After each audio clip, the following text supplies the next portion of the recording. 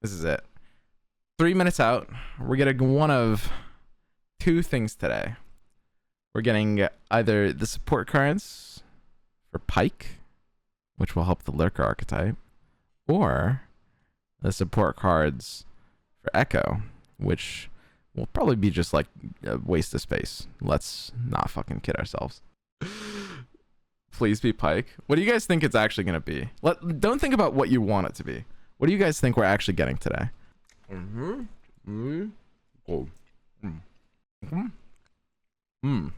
The Lurk cards. Pike support. It's out. Redfin Hammersnout.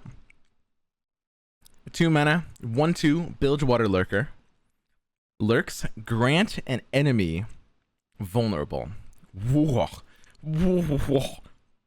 That is a power card. And that card is just insane. It's like Hired Gun. I mean, it's got a worse stat line, but you can target. And most importantly, it's got Lurk. Nuts. Bloodbait. 1 mana, Lurk spell, another Lurk spell. Create a Snapjaw Swarm on top of your deck. Now, keep in mind, Swarm was the first Bilgewater Lurker we saw. That's the 2 mana, 0/2 Piranha. Huh.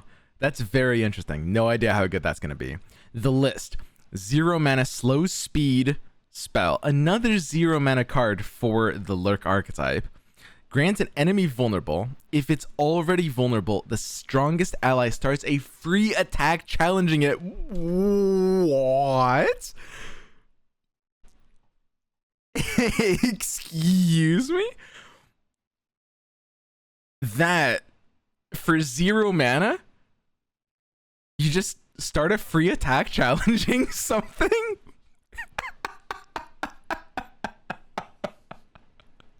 Are you kidding? All right. And Pike will likely have quick attack too to work with that. That is so crazy. Oh my god. Jesus. Renekton support potentially. That's just a terrifying card. What the hell? It's literally, I mean, it's almost like a Cataclysm, except it's 0 mana.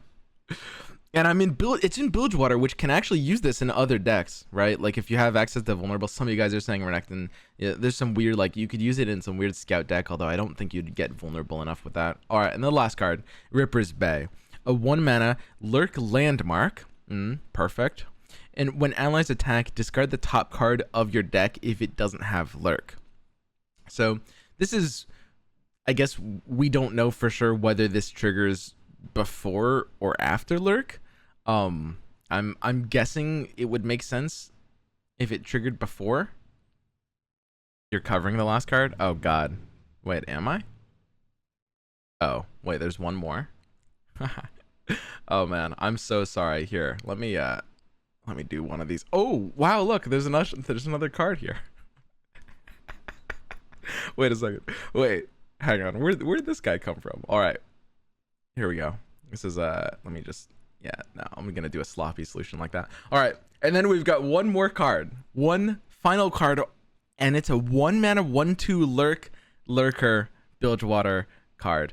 Also pretty insane. All right, so the support cards we got today for Lurk archetype are fucking nuts.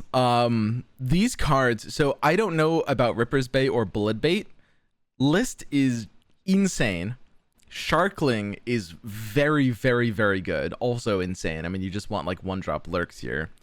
And Redfin Hammersnout looks pretty good to me. Just like, I mean, yeah, no, it's nuts. It'll also be like an auto 3 of in the Lurk deck. So Lurk is basically confirmed in auto build. Like at this point in time, Lurk does not feel like it is even remotely conceivable to escape either Shurima or Bilgewater. You're gonna want both Shurima and Bilgewater, basically no matter what. Hammerscout, the list, and Sharkling are all completely nuts, and definitely going to be what you're wanting in Lurk decks every time. So then the final question is, how good are Bloodbait and Ripper's Bay? Bloodbait's interesting. I mean, itself, it basically guarantees your Lurk. It's kind of like, it's like a predict. It sort of predicts. Snapjaw Swarm is a card that I'm not sure how I feel about, but it's at least Lurk. So Bloodbait's kind of like a predict burst spell, which is nice. Lurk almost has to be playable now. Yeah, these support cards blew it out of the water in particular. I do think like some of the support cards we saw earlier felt a little bit you know, a little lackluster. I mean, especially the earlier ones felt a little, you know, who knows exactly how good it'll be. This one, today's reveal, is basically confirming that Lurk will have to be playable at least, like just no matter what. With these cards in particular, supporting it, it's going to be extremely playable. So the question is, you know, how good is Ripper's Bay, right? And we still have the 8-drop in Pike. That's true as well, by the way. Keep in mind, this is what we're getting tomorrow.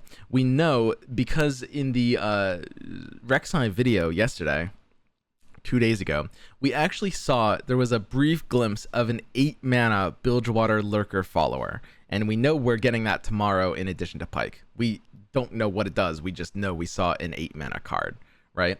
So Ripper's Bay is looking pretty good. When allies attack, discard the top card of your deck if it doesn't have Lurk. Sorry, I don't know if Ripper's Bay is looking good. I'm saying I meant to say Ripper's Bay is the one card that I'm not sure about. It's all right. I don't know if it'll end up being decent. You know, you might not be able to fit it in. It's an interesting utility card, but for like kind of the entire thing a card is doing, I'm not sure if it would make the cut for that deck. But yeah, it looks all right. Ripper's Bay in combo with Deep seems interesting. Huh. I wonder if there might be like a Deep Lurker. Maybe that 8-mana follower was a Lurk Deep card or something like that. I could see that. Huh. Ripper's Bay would be kind of cool if landmarks didn't take up a unit slot for unknown reason. Yeah, that's kind of true. All right. So I think today is going to be a pretty short reveal. I don't think there's a ton to break down about, you know, how these cards are going to be working, because for the most part, you know, we are going to have a lot to talk about tomorrow when we see Pike and when we see the, you know, the rest of these cards. Now, this isn't a, you know, I'm not announcing anything. I don't know anything. They don't tell me anything. I couldn't possibly leak to you guys any information. But I do know that the seasonal is tomorrow because I'm like casting in it, and I remembered that it was tomorrow. I think they're probably going to reveal Pike during the actual seasonal event as opposed to in the morning. So we'll see exactly how that goes, but it's looking a lot better for the Lurk archetype. All right. Lurk looks like a straight aggro mechanic. What will over the top Lurk be able to run? So that's a good question. We don't really know. It's gonna have to be something that is able to basically delete the Nexus. They already have a lot of like win conditions with some of the Overwhelm cards. I have no idea what the 8-mana card would even do, right? It'll probably be a little clunky to use in more refined aggressive versions, but that's just pure speculation. All right. So when is the seasonal? Like the actual time? God, I should know that. I am casting it. Man, I should know. Oh, okay. I think it starts at like 1 p.m. Pacific. I'm pretty sure. I'm reasonably certain that's when it starts. Guys, I don't have to know when it starts because I'm not there at the start. I only cast the top 8. I have no goddamn clue when the seasonal starts. Should I know that? All right. So that's my initial impressions for today's reveals. Shorter initial impressions, but just purely because, you know, there's not as much to break down with these cards until we can see the rest of it, and then we can go through tomorrow all of the Lurk cards and talk about what the actual deck, the Lurk deck might look like, which cards we're going to include, which cards we're going to exclude, and why.